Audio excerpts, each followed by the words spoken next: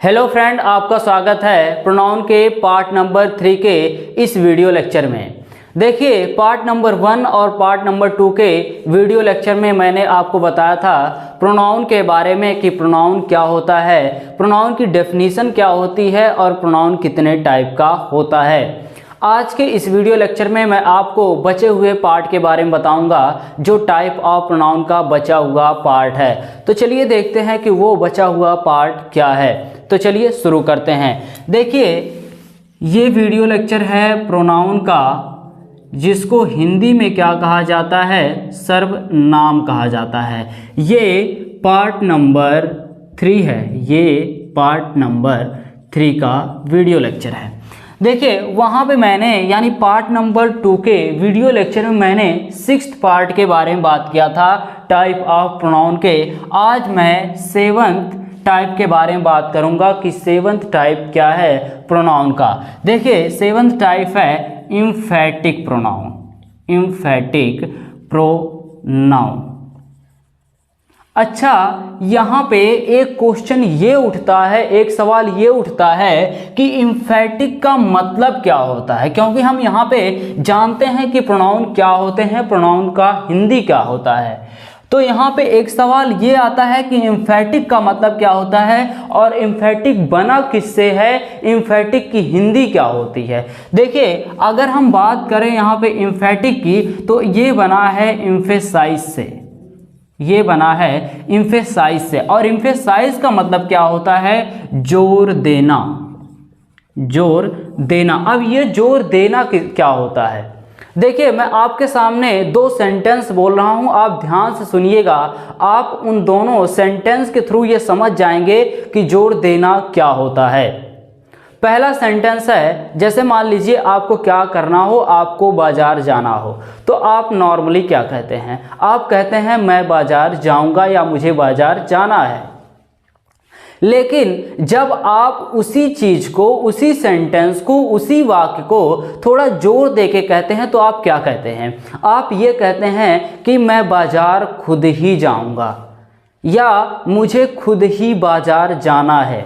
अब आप जरा इन दोनों सेंटेंस में फ़र्क ढूंढिए कि इन दोनों सेंटेंस में फ़र्क क्या है, जो पहला सेंटेंस बोला गया है और जो दूसरा सेंटेंस बोला गया है।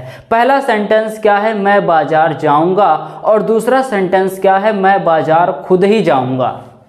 तो देखिए, मैं बाजार खुद ही जाऊंगा, इस सेंटेंस में क्या किया गया है, इस सेंटेंस को बहुत जोर देके कहा गया है, इसमें जोर दिया गया है, इस सेंटेंस को एम्फेसाइज किया गया है। तो जब भी किसी चीज़ को, किसी भी वर्ड को, किसी भी वाक्य को, किसी भी सेंटेंस को थोड़ा जोर देके कहा जाता है, एम्फेसाइज करके कहा जाता है, तो वो क्या होता है, एम्फैटिक यानी एम्फेसाइज होता है। और इसी एम्फेसाइज से क्या बना है, एम्फैटिक बना है। और अब देखिए, एम्फैटिक में कौन कौन से प्रोनाउन आते हैं। देखिए, एम्फैटिक में आते हैं myself, myself, our, ourself, ourself, yourself, yourself, themself, themself, himself, himself, her self,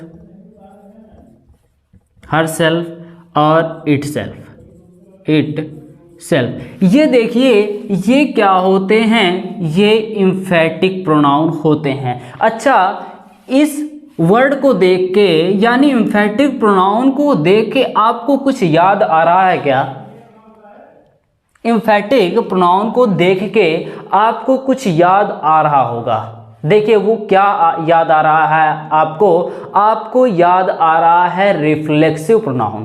क्योंकि जिस तरह से एम्फैटिक प्रोनाउन है, सेम उसी तरह से रिफ्लेक्सिव प्रोनाउन है। यानी हम ये कह सकते हैं कि एम्फैटिक प्रोनाउन की कॉपी क्या है, रिफ्लेक्सिव प्रोनाउन। तो फर्क क्या है रिफ्लेक्सिव प्रोनाउन में और एम्फैटिक प्रोनाउन में, मैं बताऊंगा आने वाले वीडियो लेक्चर में कि क्या फ़र्क है एम्फैटिक प्रोनाउन में और रिफ्लेक्सिव प्रोनाउन में। पहले हम यहाँ पे ये जान लेते हैं कि एम्फैटिक प्रोनाउन का यूज कब करते हैं। किस लिए किया जाता है। तो किस लिए किया जाता है यहाँ पे आप जान गए होंगे, ठीक है, जोर देने के लिए, जब किसी चीज़ को जोर दे के कहा जाता है, ठीक है। अब देखिए इसका एक काम है, कौन सा काम है कि ये जो भी सेंटेंस होता है, सेंटेंस में जो सब्जेक्ट होता है उस सब्जेक्ट को क्या करता है, इम्पोर्टेंस यानी उसकी महत्व को बताता है, महत्व को बताता है, इम्पोर्टेंस को बताता है। जैसे मान लीजिए अगर आप ये कहते हैं I myself solved this question I myself solve this question, मैं इस सवाल को खुद ही हल किया, मैं इस सवाल को हल किया और मैं इस सवाल को खुद ही हल किया में क्या फ़र्क है? फ़र्क है, इस चीज़ को बहुत जोर दे के कहा गया है। अच्छा ये बताइए कि ये एम्फैटिक प्रोनाउन के तौर पे यहाँ पे यूज किया गया है कि रिफ्लेक्सिव प्रोनाउन के तौर पे यहाँ पे यूज किया गया है? तो देखिए ये यहाँ पे एम्फैटिक प्रोनाउन के तौर पे यूज किया गया है। क्यों? इस बात को आप हमेशा याद रखिएगा कि जब भी सब्जेक्ट के बाद तुरंत जो सब्जेक्ट होता है उसका रिफ्लेक्सिव केस यानी उसी टाइप का एम्फैटिक प्रोनाउन यूज किया जाता है तो वो क्या होता है? एम्फैटिक प्रोनाउन होता है। यानी एम्फैटिक प्रोनाउन हमेशा सब्जेक्ट के तुरंत बाद यूज किया जाता है, जैसा कि यहाँ पे किया गया है, I myself solve this question.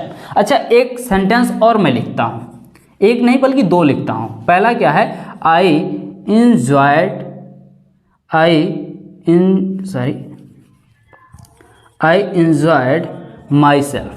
My self. इसका मतलब क्या हुआ? और यहाँ पे मैंने लिख दिया कि ये नहीं बल्कि ये मैंने लिख दिया ही हिमसेल्फ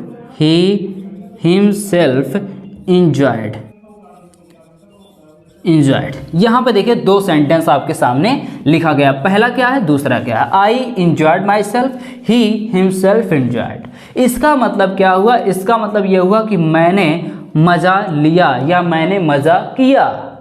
ठीक है, यहाँ पे हम ये खुद नहीं कहेंगे क्योंकि देखिए मज़ा करना खुद ही मज़ा करते हैं हम। ठीक है, अब यहाँ पे लेकिन उसी चीज़ को थोड़ा जोर दे के कह दिया गया कि उसने खुद ही मज़ा किया। देखिए अच्छा यहाँ पे देखिए ये इम्फेटिक प्रोनाउन है लेकिन यहाँ पे ये इम्फेटिक प्रोनाउन नहीं है। क्यों नहीं है? क्योंकि यहाँ पे देखिए सब्जेक्ट के तुरंत बाद किसका यूज किया गया है? हिमसेल्फ का यूज किया गया है, लेकिन यहाँ पे सब्जेक्ट के तुरंत बाद माई सेल्फ का यूज नहीं किया गया है। तो इसके वजह से ये इम्फेटिक प्रोनाउन नहीं है बल्कि ये इम्फेटिक प्रोनाउन है। तो इम्फेटिक प्रोनाउन की एक खासियत होती है, खासियत क्या होती है इम्फेटिक प्रोनाउन की? कि ये सब्जेक्ट के तुरंत बाद आते हैं। किसी भी सेंटेंस में क्या होते हैं? सब्जेक्ट के तुरंत बाद आते हैं। जैसे कि यहाँ पे आपको बताया गया है आई के बाद देखिए माई सेल्फ और ही के बाद देखिए हिमसेल्फ, लेकिन यहाँ पे देखिए आई के बाद माई सेल्फ नहीं आया है। ठीक है, तो ये इम्फेटिक प्रोनाउन नहीं है बल्कि ये दोनों इम्फेटिक प्रोनाउन है। तो यहाँ पे मैंने बताया आपको इम्फेटिक प्रोनाउन के बारे में। अब थोड़ा आगे चलते हैं और देखते हैं हमारा 8वां टाइप ऑफ प्रोनाउन क्या है। चलिए देख लेते हैं। देखिए 8वां नंबर का प्रोनाउन है डिस्ट्रीब्यूटिव प्रोनाउन। Distributive pronoun. अब यहाँ पे देखिए डिस्ट्रीब्यूटिव प्रोनाउन क्या होता है, डिस्ट्रीब्यूटिव का मतलब क्या होता है। चलिए पहले इसको समझ लेते हैं, फिर आपको आ जाएगा समझ कि डिस्ट्रीब्यूटिव प्रोनाउन होता क्या है। देखिए डिस्ट्रीब्यूट बना किससे है? ये बना है डिस्ट्रीब्यूट से। डिस्ट्रीब्यूटिव किससे बना है? डिस्ट्रीब्यूट से। अब ये डिस्ट्रीब्यूट का मतलब क्या होता है? देखिए डिस्ट्रीब्यूट का मतलब होता है बांटना। डिस्ट्रीब्यूट का मतलब क्या होता है? बांटना। और इसी डिस्ट्रीब्यूट से बना है डिस्ट्रीब्यूटिव। अच्छा यहाँ पे मैं एक छोटा सा एग्जाम्पल के माध्यम से आपको समझाना चाहूँगा कि डिस्ट्रीब्यूटिव प्रोनाउन होता क्या है। देखिए आपके घर कभी कभी क्या होता है, आपके घर या हमारे घर पूजा पाठ का कोई कार्यक्रम चल रहा होता है। तो जब पूजा पाठ का कार्यक्रम संपन्न हो जाता है, कंप्लीट हो जाता है, तो लास्ट में क्या होता है? सबको भगवान जी का प्रसाद बांटा जाता है, दिया जाता है, डिस्ट्रीब्यूट किया जाता है, वितरित किया जाता है। तो अच्छा बताइए, भगवान जी का जब प्रसाद बंटता है तो क्या सभी लोगों को बांटा जाता है कि नहीं बांटा जाता है? सभी लोगों को, यानी प्रत्येक व्यक्ति को प्रसाद दिया जाता है, चाहे वो व्यक्ति छोटा हो चाहे बड़ा हो, चाहे वो बुढ़ा हो चाहे जवान हो, चाहे वो छोटा बालक हो, सभी को क्या कर दिया जाता है? प्रसाद दिया जाता है जब बंटता है प्रसाद तो। और जब नहीं बंटता है तो किसी को भी प्रसाद नहीं दिया जाता है। ठीक उसी तरह से यहाँ पे डिस्ट्रीब्यूटिव प्रोनाउन क्या है? डिस्ट्रीब्यूटिव प्रोनाउन हर एक व्यक्ति के बारे में बताता है, हर एक व्यक्ति के बारे में, हर एक वस्तु के बारे में बताता है। जैसे मान लीजिए आपके हाथ में 10 कलम हो और वो 10 कलम क्या है? 10 कलम मान लीजिए लाल है, रेड है, तो मैं क्या कहूँगा? मैं ये कहूँगा, या तो मैं ये कहूँगा सभी कलम लाल है, या तो मैं ये कहूँगा कि प्रत्येक कलम लाल है। अब यहाँ पे देखिए, जब मैंने प्रत्येक कहा तो मैंने क्या कहा है? यहाँ पे किस तरह से किसको क्या कहा? मैंने हर एक पेन के बारे में बात किया कि हर एक पेन लाल है। ठीक है, तो डिस्ट्रीब्यूटिव प्रोनाउन क्या होता है? हर एक व्यक्ति, हर एक वस्तु के बारे में बताता है। जैसे मान लीजिए ईच है, ईच है, एवरीवन है, एवरीवन है, नो वन है, नो वन है, नो बड़ी है, इस तरह से एटसेट्रा। इस तरह से क्या ये सभी वर्ड क्या है? ये सभी वर्ड हर एक वस्तु, हर एक व्यक्ति, हर एक स्थान के बारे में बताते हैं। जैसे अगर मैं कह दूं कि प्रत्येक व्यक्ति क्या है? अच्छे हैं, तो हर एक व्यक्ति के बारे में बात किया गया। ठीक है, मैं ये कह दूं कि प्रत्येक व्यक्ति को प्रसाद दिया गया, तो देखिए यहाँ पे हर एक व्यक्ति को, चाहे वो व्यक्ति छोटा हो चाहे बड़ा हो, हर एक व्यक्ति को क्या किया गया? प्रसाद दिया गया। तो डिस्ट्रीब्यूटिव प्रोनाउन क्या होता है? जो हर एक व्यक्ति, हर एक वस्तु के बारे में बताता है, वह डिस्ट्रीब्यूटिव प्रोनाउन होता है। अब हम थोड़ा आगे चलते हैं और अपने 9th नंबर के प्रोनाउन को देखते हैं कि 9वां यानी 9th नंबर का प्रोनाउन क्या है। देखिए 9th नंबर का प्रोनाउन है रिलेटिव प्रोनाउन। अब यहाँ पे देखिए ये रिलेटिव प्रोनाउन क्या होता है? रिलेटिव का मतलब क्या होता है? रिलेटिव का मतलब रिश्तेदार। देखिए ये किससे बना है? ये बना है रिलेट से। अब रिलेट का मतलब क्या होता है? रिलेट का मतलब होता है संबंध, संबंध बनाना, संबंध क्या करना? बनाना या संबंध जोड़ना, संबंध बनाना या संबंध जोड़ना। अब इसी रिलेट से क्या बना है? Relative pronoun. अब देखिए रिलेटिव प्रोनाउन में कौन कौन से प्रोनाउन आते हैं। देखिए रिलेटिव प्रोनाउन में आता है हु। अब यहाँ पे हु का मतलब कौन नहीं होगा। अगर यहाँ पे मैं लिखा या आप लिखें हु का मतलब कौन, तो ये फिर रिलेटिव प्रोनाउन होगा ही नहीं, तो फिर ये हो जाएगा इंट्रोगेटिव प्रोनाउन जो आपको बताया गया है। तो इसका मतलब क्या होता है? इसका मतलब होता है जो, और ये किसके लिए यूज़ किया जाता है? ये लिविंग थिंग के लिए यूज़ किया जाता है। इसी तरह से वेयर। अब वेयर का मतलब क्या होता है? कहाँ नहीं। यहाँ पे वेयर का मतलब होता है जहाँ। व्हेन का मतलब क्या होता है? आप कहेंगे कब, नहीं, यहाँ पे होगा जब। ठीक है, उसी तरह से विच है। विच का मतलब क्या होता है? विच का मतलब होता है जो। ये किया जाता है नॉन लिविंग थिंग के लिए, नॉन लिविंग थिंग के लिए। और इसी तरह से मान लीजिए होम है। होम का मतलब होता है किसे, नहीं, यहाँ पे होम का मतलब जिसे। ठीक है, तो जब भी आप इन सभी इस तरह के सभी वर्ड एटसेट्रा, मैं आपको हर एक पर्टिकुलर के वीडियो लेक्चर में बताऊंगा कितने वर्ड होते हैं और कैसे उनको यूज़ किए जाते हैं। ठीक है, यहाँ पे इस तरह से जब भी आप इन सभी वर्ड का use as a relative pronoun के तौर पे करते हैं, तो वहाँ पे कौन, कहाँ, कब या कौन सा या किसे का सेंस नहीं आएगा, वहाँ पे इस तरह का सेंस आएगा। हु का मतलब जो होगा, वेयर का मतलब होता है जहाँ, व्हेन का मतलब होगा जब, और विच का मतलब होगा जो, और हुम का मतलब क्या होगा जिसे। तो जब भी इसको किया जाए, जब भी इसको रिलेटिव प्रोनाउन के तौर पे यूज किया जाएगा तो उसका मतलब ये होगा। अब इसको थोड़ा एग्जाम्पल के माध्यम से समझते हैं। जैसे मान लीजिए आपको ये कहना है राम वह व्यक्ति है जिसके पास मेरा कलम था, तो आप क्या कहेंगे? Ram is that person, Ram is that person. अब यहाँ पे देखिए, यहाँ पे हु हैड माई पेन। देखिए राम वह व्यक्ति है जिसके पास क्या था, जिसके पास मेरा कलम था। जैसे अब ये कहेंगे कि दिल्ली, यहाँ पे दिल्ली इज दैट प्लेस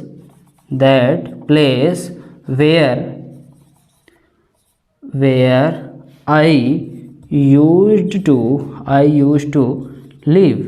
देखिए अब दिल्ली यानी दिल्ली वह स्थान है, यहाँ पे देखिए वेयर का यूज किया गया, यहाँ पे क्या किया गया, हु का यूज किया गया। वह स्थान है जहाँ मैं क्या करता था, मैं रहता था। अब जरा इन दोनों को देखिएगा, वेयर को और हु को, ये क्या कर रहे हैं, ये राम से रिलेट कर रहे हैं, यानी संबंध जोड़ रहे हैं, संबंध बना रहे हैं। यानी राम दैट पर्सन है, राम वह व्यक्ति है जो यानी जिसके पास क्या था, मेरा कलम था। तो हु का यूज यहाँ पे किस तरह से किया गया है, रिलेटिव प्रोनाउन के तौर पे किया गया है। अब यहाँ पे वेयर का मतलब क्या होता है, जहाँ, यानी दिल्ली वह स्थान है जहाँ मैं रहता था। तो देखिए यहाँ पे वेयर किससे रिलेट कर रहा है, किससे संबंध बना रहा है, ये संबंध बना रहा है दिल्ली से। तो इस तरह के वर्ड क्या होते हैं, इस तरह के वर्ड रिलेटिव प्रोनाउन होते हैं। अब चलते हैं लास्ट प्रोनाउन के बारे में, देखते हैं कि लास्ट प्रोनाउन क्या होता है। देखिए लास्ट प्रोनाउन है एक्सक्लामेटरी प्रोनाउन। यहाँ पे मैं मिटा रहा हूँ। देखिए एक्सक्लामेटरी प्रोनाउन।